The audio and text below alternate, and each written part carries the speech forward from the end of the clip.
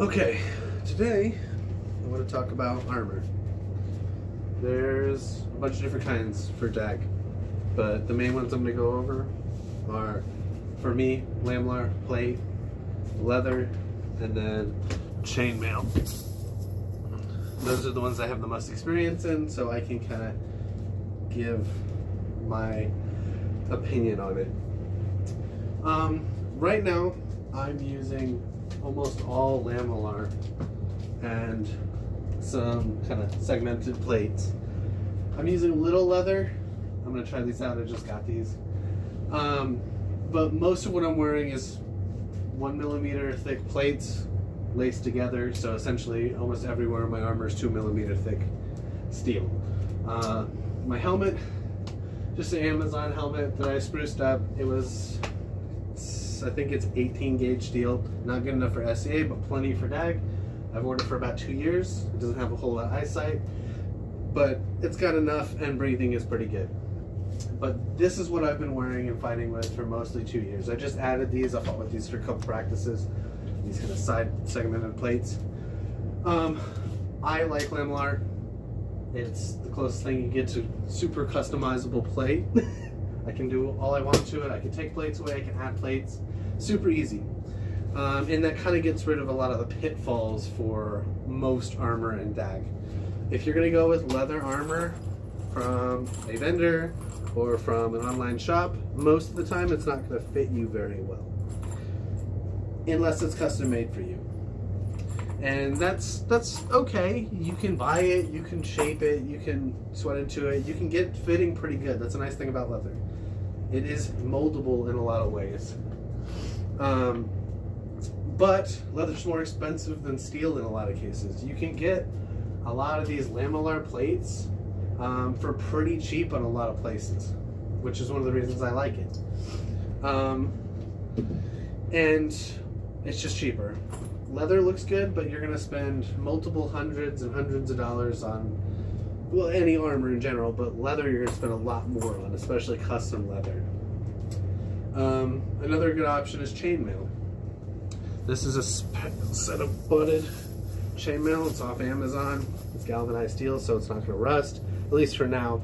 But this is like your best bang for your buck for getting into armor. And so I would recommend starting with chainmail and a gambeson as your first set of armor for Dag. I know you want to get armor and look cool and do cool shit with it, but you're going to buy a bunch of armor and you're not going to like it. Usually. Almost every new person I see comes out and sees me and sees some of your guys in armor, they go out and get armor, like, immediately. And that's fine. I love the enthusiasm, but I tell them, I'm like, wait, try some stuff on. I recommend just get chainmail or get a couple pieces. Get where you're getting hit the most to keep you in the fight so you can keep learning. Oh, damn, you got hit in that leg. Well, you get another chance to immediately learn from that. So, getting something for your hands to cover them, lacrosse gloves, getting some sort of helmet piece to stop arrows from hitting you in the face is nice. Like leg armor, everybody gets it in the legs. So having leg armor to help protect you from that guy who's just chopping you every 5 minutes in the leg, bam, and you can't do anything, having that leg armor is nice. But either start with small pieces that you get to fit to you over time in your kit, or go with chainmail and a gambeson. Gambeson and chainmail's hot, but for under $100 you get a full chainmail shirt, comes below your elbows all the way down to your hips, a little below your hips, and a gambeson, 50, 60 bucks. It's heavy, it's hot, and you can wear the chainmail without the gambeson. It's gonna hurt, but you can. But for $150 to cover most of your body, chainmail, butted chainmail is good. Another downside to butted chainmail that comes with the fact that it's got so much coverage. You're gonna have to repair those armpits and repair every hole immediately after practice. If you don't, you're gonna forget, and the hole's gonna get bigger and bigger and bigger and bigger.